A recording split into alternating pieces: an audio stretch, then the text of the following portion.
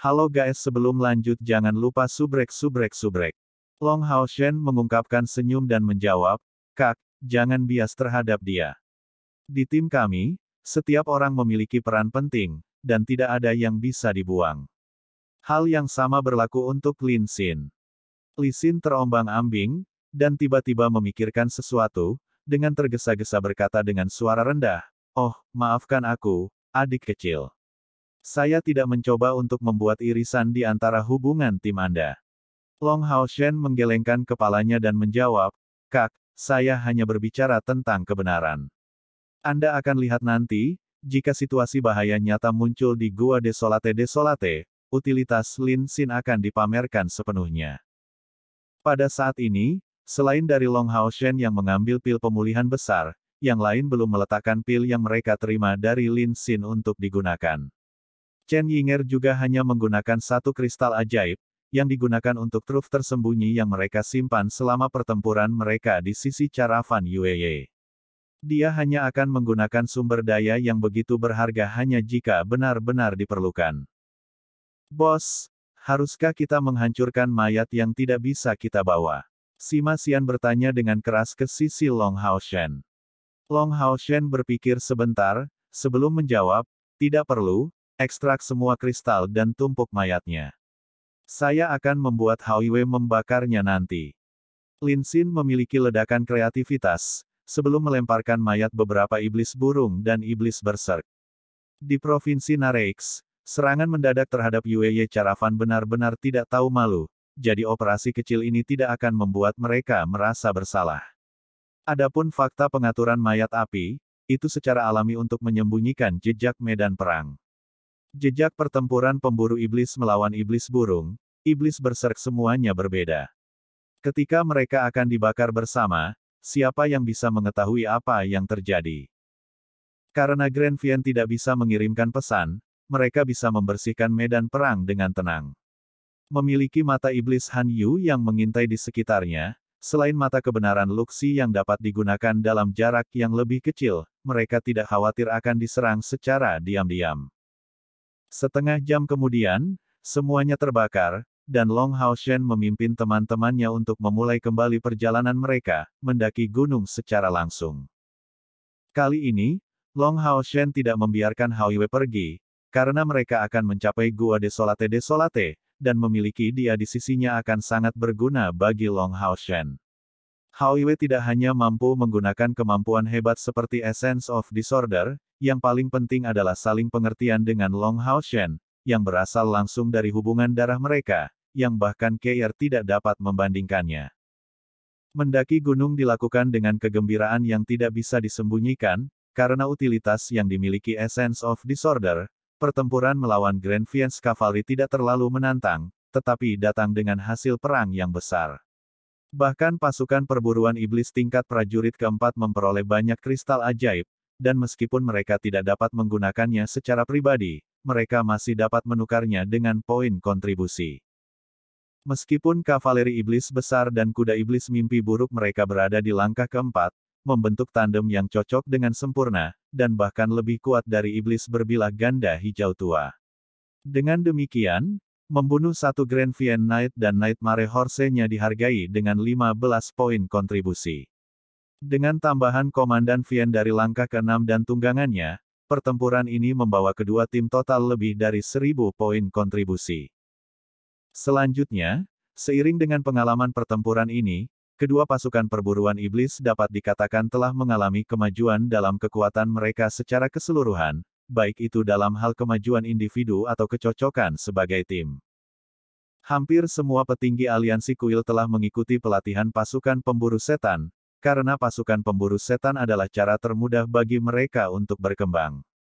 Tentu saja, jumlah korban dalam pasukan perburuan setan juga sangat besar, dari 10 pasukan perburuan setan, sebagian besar waktu, paling banyak 3 dari mereka akan tetap ada 20 tahun kemudian.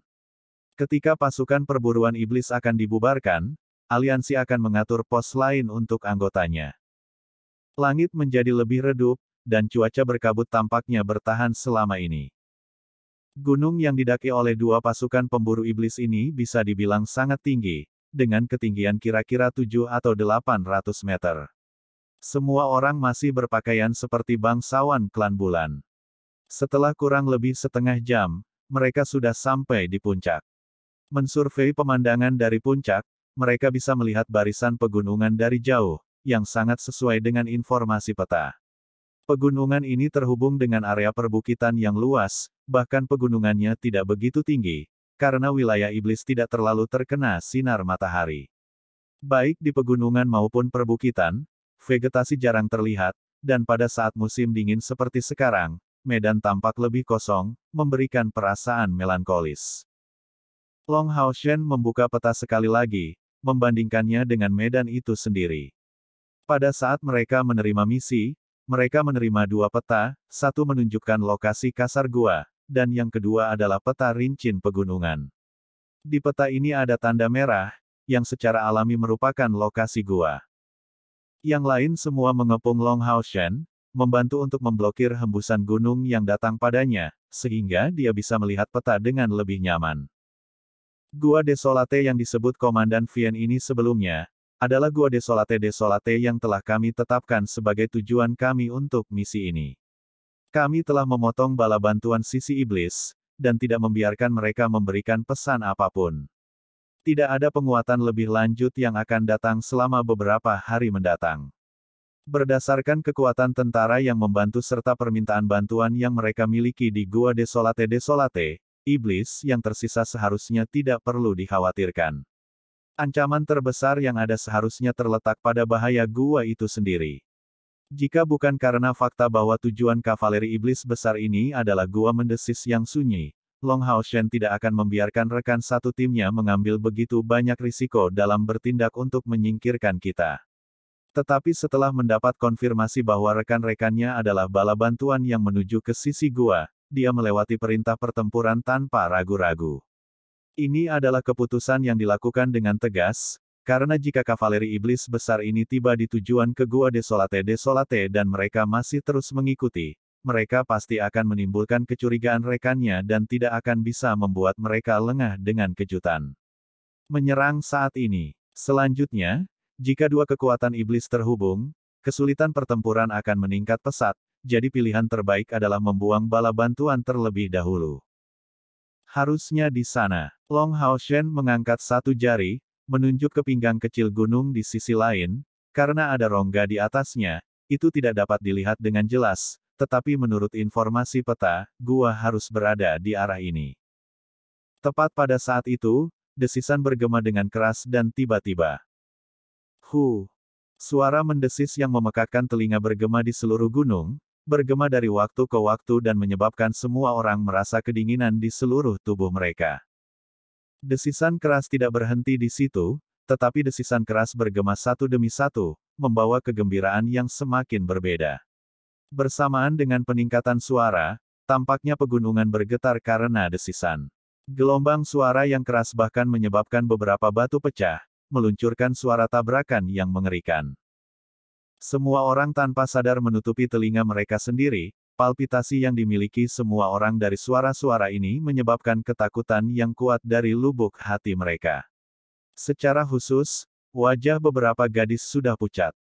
Desisan kekerasan berlangsung tidak kurang dari 1/4 jam, sebelum berangsur-angsur berhenti. Meskipun tidak memiliki kekuatan melukai, itu menghasilkan efek yang menakutkan di pegunungan yang luas ini. Itu seharusnya datang dari Gua Desolate. Jika suara yang datang dari gua begitu keras, aku khawatir kita akan menjadi tuli di dalamnya, Luxi berbicara dengan kulit yang jelek. Penyihir spasial dari pasukan perburuan iblis kelas prajurit keempat, Ye Jun, menyatakan, ini masalah yang cukup besar. Sihir spasial saya dapat memotong suara sampai batas tertentu, tetapi ini akan menghabiskan energi spiritual saya seiring waktu, jadi saya khawatir saya tidak bisa bertahan lama. Saya harus bisa memotongnya selama 5 menit dan hanya itu.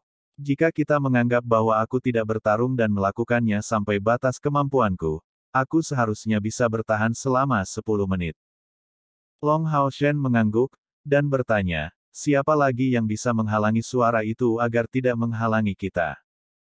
Mereka saling memandang secara berurutan, dan pada akhirnya, orang yang berbicara adalah Chen Yinger.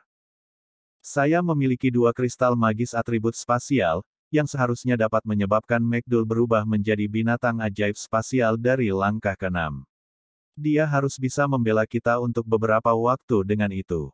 Hanya saja, saya memperkirakan bahwa saya hanya akan mampu bertahan selama 5 menit. Jika saya cocok dengan Yi Jun, kami akan bisa bertahan selama 15 menit. Masalahnya adalah saya hanya memiliki 2 ini. Long Hao Shen mengangguk, dan menyatakan, ayo pergi. Kita harus menemukan gua itu dulu, dan membicarakannya lagi. Jika kita tidak dapat mengatasi masalah suara mendesis yang keras di dalam, kita harus menyerah pada penjelajahannya dan pergi. Turun gunung secara alami jauh lebih cepat daripada mendakinya, dan setengah jam kemudian, mereka akhirnya mencapai sisi lain gunung. Namun, mereka masih tidak dapat melihat keberadaan puncak gunung. Tepat ketika mereka mulai mencari gua Desolate, desisan keras terdengar sekali lagi. Karena jarak yang dekat, pada saat suara mendesis kembali menggema, semua orang merasa pusing dan bergegas untuk berkumpul, memanfaatkan energi spiritual masing-masing untuk melindungi diri dari suara tersebut, mengisolasi diri dari gelombang suara tersebut sejauh mungkin. Namun, suara mendesis ini jelas tidak mudah ditangani. Gelombang suara yang sangat kuat tidak hanya melewati telinga mereka, menyerang mereka, tetapi juga menyebabkan tubuh mereka bergetar hebat. Dari goncangan itu, energi spiritual di tubuh mereka juga ikut terkuras. Gelombang suara jelas meningkat kekuatannya, tetapi itu masih tidak seolah-olah mereka benar-benar tidak mampu menanggungnya. Bagaimanapun, bagian terbesar dari keributan ini berasal dari gema pegunungan. Pada saat yang tepat ini, beberapa sosok tiba-tiba mengebor pada jarak 50 meter dari mereka. Menutupi telinga mereka dengan energi, mereka mencoba yang terbaik untuk menahan kebisingan. Iblis. Pengeboran pertama yang mengejutkan adalah Grand Vien, diikuti oleh 2 Vien Mage ramping yang membawa tongkat hitam. Di belakang mereka ada 5 atau 6 iblis kecil lagi. Iblis kecil ini memiliki penampilan yang menyedihkan, mulut, hidung, dan sudut mata mereka mengeluarkan darah hitam, jelas disebabkan oleh fakta bahwa mereka tidak mampu menahan gelombang suara mengerikan yang dipancarkan dari bagian dalam gua mendesis. Long Hao Shen melambaikan tangannya ke depan, dan pembunuh keempat Demon Hun Squad, Han Daoxi, tiba-tiba berlari ke depan sambil menyebabkan riak perak muncul di udara. Iblis ini jelas dalam keadaan lemah, dan Long Hao Shen tidak berharap untuk mendapatkan informasi apapun dari mulut mereka, lebih memilih untuk membuang mereka secepat mungkin. Luxi menggumamkan beberapa mantra dengan keras, memegang tongkat tangannya tinggi-tinggi dan pancaran gelombang keemasan menyebar, menutupi semua orang di dalamnya. Segera, perasaan gelisah yang mereka rasakan dari desisan itu berkurang. Ini adalah sikap meditatif seorang pendeta. Desisan itu masih berlanjut selama 1/4 jam sebelum berhenti dan 13 anggota dari 2 pasukan perburuan iblis segera merasa seolah-olah dibebaskan dari beban yang besar. Setelah mereka semakin dekat, desisan itu juga meningkat kekuatannya. Meskipun demikian, mereka mengandalkan energi spiritual mereka sendiri untuk memblokirnya, dan akhirnya dapat menanggungnya meskipun dengan susah payah. Mencari di sekitar area di mana iblis-iblis itu muncul, Long Hao Shen dan rekan satu timnya akhirnya menemukan tujuan mereka, Gua Desolate. Daripada mengatakan ini adalah gua, orang harus mengatakan bahwa itu adalah celah. Celah itu lebarnya 3 meter, tingginya 6 atau 7 meter dan bagian dalamnya gelap gulita. Dengan kedalaman yang tidak diketahui, retakan yang tak terhitung jumlahnya menutupi dinding gua, jelas terbuat dari gelombang suara yang menakutkan. Menggunakan energi spiritualnya dalam upaya untuk memeriksa kekerasan batu, dia menemukan bahwa itu bahkan lebih keras daripada granit. Setelah mengamati tempat ini, semua orang memandang Long Hao Shen dan Lin Xin dengan sedih mengeluh, misi yang diberikan aliansi kepada kita benar-benar sesuatu yang luar biasa. Mereka tidak menjelaskan kepada kami bahwa Gua Desolate adalah tempat yang menakutkan. Kami belum siap sama sekali. Setelah merenung sejenak, Long Hao Shen berkata sebagai tanggapan, dari perkiraan saya, pasukan iblis tidak akan mengirimkan bala bantuan selama 3 hari mendatang. Bagaimana dengan ini? Semua orang akan menuju ke sisi gunung dan beristirahat di sana sementara saya akan mencoba mencari tahu intensitas suara mendesis yang datang dari dalam gua dan untuk memperkirakan berapa lama kita bisa bertahan menggunakan kemampuan kita sendiri. Kapten, Anda adalah pemimpin seluruh tim. Bagaimana kami bisa membiarkan Anda menghadapi bahaya seperti itu sendirian? Saya harus menjadi orang yang melakukan ini, jika saya bisa menanggungnya. Itu seharusnya tidak menjadi masalah bagi salah satu dari kita. Long Hao Shen menggelengkan kepalanya, segera bereaksi, itu tidak akan berhasil, tidak ada yang tahu apa atau siapa yang ada di dalam gua ini, dan Anda tidak memiliki kekuatan pertahanan. Jika Anda bertemu Grand Vien lain, apa yang akan Anda lakukan? Saya yang akan masuk ke dalam gua, itu pilihan terbaik. Saya tidak akan menembus terlalu dalam, jika saya merasakan bahaya, saya akan segera mundur dan hanya itu. Lin Xin, siapkan beberapa tindakan pencegahan terhadap ledakan suara ini.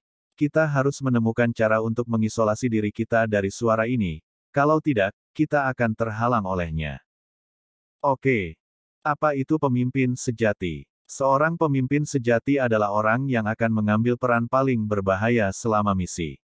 Ini adalah alasan utama mengapa Long Hao Shen mendapat persetujuan orang lain. Long Hao Shen mencubit tangan Keier, mengisyaratkan padanya bahwa dia akan baik-baik saja, dan menuju ke gua dengan langkah besar. Gua itu sangat gelap, tapi itu tidak masalah bagi Long Hao Shen. The Light Elemental Fairy Yating terbang di depannya, dan cahaya keemasan tipis yang dilepaskan dari tubuhnya yang halus segera menerangi sekitarnya. Setelah ia masuk hanya selusin meter jauh ke dalam gua, dua mayat Little Fiends muncul di depan mata Long Hao Shen. Mengabaikan mereka, Long Hao Shen melanjutkan usahanya ke dalam gua. Tentu saja, dia tidak berencana untuk menembus terlalu dalam ke dalam gua, di mana suara mendesis yang harus dia tahan akan jauh lebih keras, dan hal yang sama berlaku untuk intensitasnya. Aliran udara yang padat mengalir di dalam gua, tempat ini jauh lebih dingin daripada dunia luar, dan udaranya juga jelas lebih berlumpur. Long Hao Shen maju perlahan, dengan hati-hati mengamati dinding batu di sekitarnya saat dia melakukannya. Dia memperhatikan bahwa tidak ada jejak dinding batu yang telah dirusak, bahwa mereka tampaknya terbentuk secara alami dan bahwa dinding batu ini memiliki kesamaan dengan bagian gua lainnya, ada banyak retakan di atasnya, berasal dari desisan. Getaran intens suara. Tidak ada jalan di depannya, hanya lantai kasar, membuatnya semakin sulit untuk maju. Tidak ada pencahayaan jenis apapun di gua, terletak di celah tidak beraturan di bagian bawah dan hanya diterangi oleh esensi cahaya yang secara alami dilepaskan dari tubuh Yating. Long Hao Shen dengan demikian hanya bisa melihat sekelilingnya pada jarak 10 meter. Saat Long Hao Shen maju, dia diam-diam menghitung jarak total yang memisahkan dari pintu masuk. Tiba-tiba, sebuah celah besar muncul di depannya, setelah dia berjalan sejauh kira-kira 200 meter. Celah ini terlihat sangat dalam, sampai-sampai orang tidak bisa melihat dasarnya. Melambaikan pedang Roh Kudus ke depan dan mengarahkan duri cahaya di celah, Long Hao Shen mengamati situasi beberapa puluh meter di dalam celah, dengan bantuan cahaya yang dipancarkan darinya. Menghembuskan napas, kejutan segera muncul di wajah tampan Long Hao Shen. Di dalam celah itu ada beberapa jepretan bergerigi, dan sebenarnya, ada beberapa lokasi yang bisa dia gunakan untuk masuk ke dalam, tapi yang lebih penting, dia tidak bisa menentukan seberapa dalam itu. Lebih jauh lagi, dia dapat dengan jelas merasakan fluktuasi energi spiritual yang tumpul berkibar di sekitar celah ini. Jejak energi spiritual ini ringan, tetapi membawa aura ganas, seolah-olah itu milik monster pemakan manusia. Selain dari dua iblis kecil dari pintu masuk, Long Hao Shen tidak melihat mayat iblis lainnya. Sangat mungkin bahwa klan Vien telah menembus jauh ke dalam gua ini, jadi dia tidak maju lebih jauh. Ada apa dengan celah ini pada akhirnya? Celah ini luas, tetapi setiap tempat di dalamnya tertutup bebatuan tajam. Berpikir bahwa jika dia bertemu dengan musuh yang kuat di medan seperti ini, dia bahkan tidak akan memiliki kesempatan untuk menunjukkan sedikit pun kekuatannya, dia tidak bisa menahan kerutan alisnya. Rute ke depan tidak mengandung bifurkasi, yang mengatakan bahwa satu-satunya cara untuk maju adalah menembus jauh ke dalam celah di depan matanya. Juga dari arah inilah suara mendesis yang mengerikan keluar dari gua itu berasal. Tidak mengambil risiko untuk masuk lebih dalam ke dalam, Long Hao Shen mundur beberapa langkah, melihat bagian dinding yang bisa dia gunakan untuk bersandar padanya dan menemukan tempat yang relatif mulus untuk duduk, mengambil sikap tenang saat dia mengumpulkan pikirannya. Karena Gua Desis Desolate adalah tempat yang penuh dengan bahaya yang tidak diketahui, metode teraman adalah menghindari sejauh mungkin untuk tetap berada di kisaran tempat berbahaya. Waktu jeda ini tidak berlangsung lama, dan pada saat rangkaian ketiga dari suara mendesis yang mengerikan dimulai, reaksi pertama Long Hao Shen adalah mengendurkan napasnya. Alasan mengapa dia melonggarkannya bukanlah pengurangan tingkat bahayanya, tetapi karena masalah waktu. Masing-masing dari tiga rangkaian suara mendesis itu tampaknya terjadi dengan interval waktu yang persis sama dari yang sebelumnya. Dalam keadaan seperti itu, mereka perlu memiliki waktu persiapan yang cukup. Jika mereka tidak yakin pada diri mereka sendiri pada saat suara mendesis dimulai, tingkat masalah akan jauh lebih besar. Namun, hanya untuk waktu yang sangat singkat Long Hao Shen mengendurkan napasnya. Seperti yang dia duga, tingkat bahayanya jauh lebih besar setelah masuk ke dalam gua. Suara tajam yang menusuk telinga membuat seluruh gua bergetar hebat, dan Yating segera kembali ke tubuh Long Hao Shen. Mantel suci adalah kemampuan Long Hao Shen segera dirilis, melakukan yang terbaik untuk memblokir suara sedih. Sambil membela diri dengan perhatian khusus, dia menyebarkan energi spiritual cair ke seluruh tubuhnya, melawan invasi sonor dengan seluruh kekuatannya. Selain fakta suara-suara ini terdengar lebih sedih daripada ketika mereka berada di luar, Long Hao Shen merasakan beberapa perbedaan yang berbeda di dalam gua. Mengenai suara sedih ini, alasan perbedaan penting ini dibandingkan dengan di luar adalah karena di dalam gua, suara mendesis akan lebih terkonsentrasi. Kekuatan gerakan mereka yang dihasilkan sangat besar, dan getaran kekerasan ini tampaknya benar-benar mencabik-cabik Long Hao Shen. Gelombang seismik mengerikan yang dihasilkan menyebabkan retakan muncul dengan cepat di mantel suci, yang menyebabkan keruntuhannya. Kecepatan penyebaran gelombang suara memang sangat cepat. Ketika Long Hao Shen merasakan pembentukan celah melalui hubungan mentalnya dengan mantel suci, dia segera melepaskan mantel cahaya surgawi untuk memperkuatnya. Tetap benar-benar tidak bergerak dan melakukan yang terbaik untuk mengoperasikan energi spiritualnya untuk tetap dalam kondisi paling stabil, dia melepaskan mantel suci kedua di sekelilingnya. Wawasan seringkali hanya muncul untuk waktu yang singkat. Alasan mengapa Long Hao Shen berusaha keras untuk mempertahankan keadaan tubuhnya adalah untuk tidak membiarkan ledakan wawasan dia tiba-tiba menyelinap pergi. Beberapa saat kemudian, mantel suci kedua pecah juga. Meskipun suara mendesis di dalam gua yang mengerikan, Long Hao Shen masih dan setelah semua pembangkit tenaga listrik dari langkah kelima. Karena Grand Vian hampir tidak bisa menahan suara mendesis ini, bagaimana mungkin dia tidak melakukan hal yang sama? Dengan bantuan gelombang misterius wawasan, Long Hao Shen tidak memiliki sensasi gelisah sedikit pun. Sebaliknya, pancaran di mata emasnya semakin menyala dan menjadi semakin cemerlang. Holy Mantle tidak lain adalah kemampuan Guardian Knight dari langkah ketiga.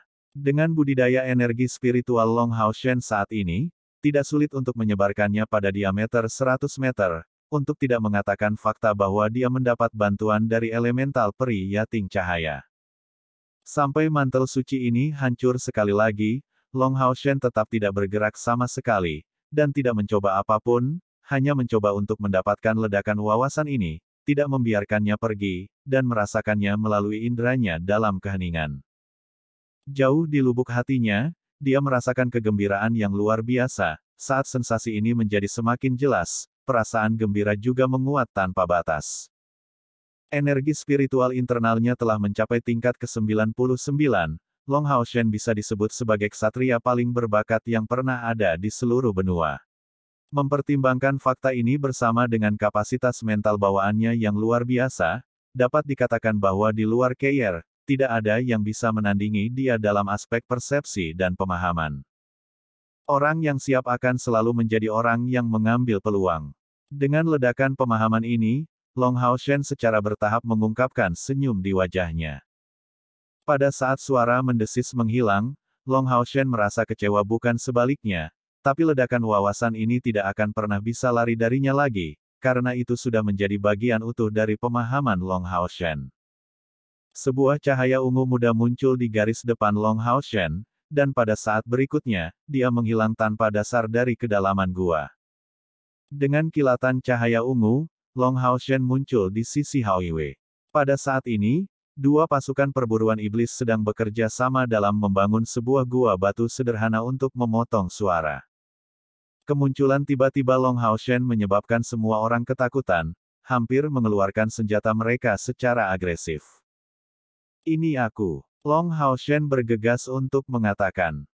Melihat dia, semua orang tidak bisa membantu tetapi membuka mata lebar-lebar, dan bahkan Keir tidak terkecuali. Itu karena metode yang dia gunakan untuk muncul begitu tiba-tiba terlalu tidak biasa. Bagaimanapun, dia adalah seorang ksatria, dan bukan ahli kamuflase seperti seorang pembunuh. Long Hao Shen mengungkapkan senyuman, karena kita semua berasal dari pihak yang sama, saya tidak perlu menyembunyikannya dari Anda, tetapi saya berbagi kontrak darah dengan Hao Yue, dan dengan demikian, melalui hubungan antara pembuluh darah kita, kita dapat untuk berteleportasi di sisi masing-masing. Untuk alasan ini, saya dapat mengatakan bahwa tidak peduli jenis bahaya apa yang saya hadapi, selama Hao Yue berada di luar, saya memiliki jaminan untuk dapat melarikan diri. Anggota pasukan perburuan iblis kelas umum 21 masih lebih baik, tetapi di luar Li Xin, semua orang dari pasukan perburuan iblis kelas 4 prajurit merasa seolah-olah mereka dihadapkan dengan orang aneh. Mereka bahkan merasa kecewa karena mereka bukan bagian dari pasukan perburuan iblis yang sama dengan Long Hao Shen. Long Hao Shen menyatakan, seperti yang kami perkirakan, suara mendesis akan lebih kuat di dalam gua, dan membawa gelombang suara dan getaran yang keras, efisien dalam berbenturan dengan energi spiritual. Namun, saya melakukan tes saat itu, ketika menghadapi putaran terakhir suara mendesis, saya kira-kira menghabiskan 20% energi spiritual saya. Karena ada perbedaan dalam kekuatan setiap orang, saya memperkirakan bahwa itu akan menghabiskan paling banyak 40% dari energi spiritual Anda.